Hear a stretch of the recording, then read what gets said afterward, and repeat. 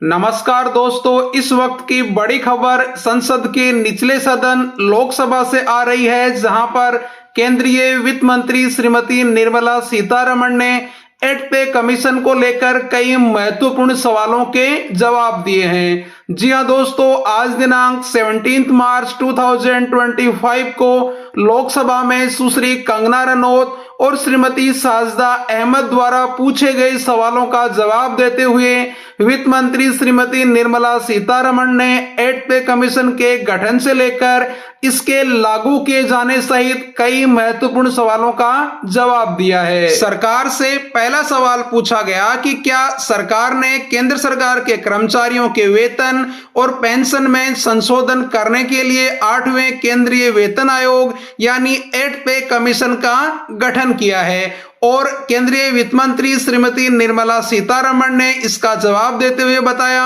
कि सरकार द्वारा 8वें केंद्रीय वेतन आयोग यानी 8 पे कमीशन के गठन करने का निर्णय लिया गया है। सरकार से दूसरा सवाल पूछा गया कि यदि सरकार ने 8 पे कमीशन के गठन का निर्णय ले लिया है तो 8 पे कमीशन के विचारार्थ, सब्जेक्ट और सरकार को इसकी रिपोर्ट प्रस्तुत किए जाने की निर्धारित समय सीमा यानी टाइम लिमिट सहित तत्संबंधी ब्यौरा क्या है, और इसका जवाब देते हुए श्रीमती निर्मला सीतारमण ने बताया कि इस संबंध में यथा समय पर निर्णय लिया जाएगा। इसका मतलब यह हुआ कि टाइम लिमिट को लेकर अभी सरकार का रुख स्पष्ट नहीं है। तीसरा सवाल पूछा गया कि 7वें केंद्रीय वेतन आयोग के स्तर पर केंद्र सरकार के ऐसे कर्मचारियों और पेंशन भोगियों की अनुमानित संख्या कितनी है जिनके 8वें केंद्रीय वेतन आयोग से लाभान्वित होने की संभावना है, और उड़ीसा सहित देश भर में इससे उपभोग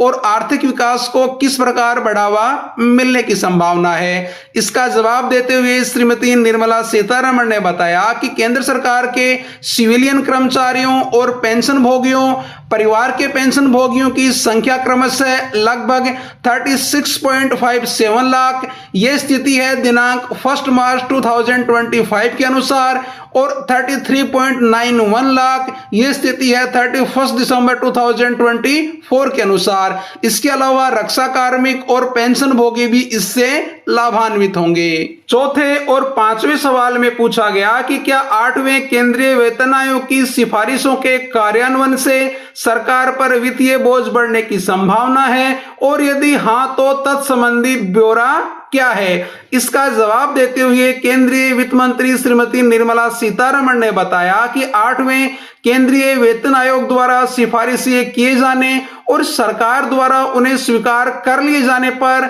8वें केंद्रीय वेतन आयोग की सिफारिशों के वित्तीय निहितार्थ के बारे में पता चलेगा। छठा और अंतिम सवाल पूछा गया कि क्या सरकार ने राजकोषीय नीतियों और सरकारी व्यय पर 8वें केंद्रीय वेतन आयोग के प्रभाव का आकलन करने के लिए कोई अध्ययन किया है, या कर्मचारी संघों, पेंशन भोगियों और अन्य हितधारकों के साथ कोई परामर्श किया है। जिसका जवाब देते हुए श्रीमती निर्मला सीतारमण ने बताया कि विचारार्थ विषय पर रक्षा मंत्रालय, गृह मंत्रालय, कार्मिक और प्रशिक्षण विभाग और राज्यों सहित प्रमुख स्टेक होल्डर्स से इनपुट मांगे गए हैं। 8वें केंद्रीय वेतन आयोग द्वारा सिफारिशें किए जाने और सरकार द्वारा उन्हें स्वीकार कर लिए जाने के बाद ही 8वें केंद्रीय वेतन आयोग के प्रभाव का मूल्यांकन किया जा सकता है। तो अभी के लिए बस इतना ही। 8 पे कमीशन और यूनिफाइड पेंशन स्कीम के नवीनतम अपडेट के साथ हम समय समय पर हाजिर होते रहेंगे।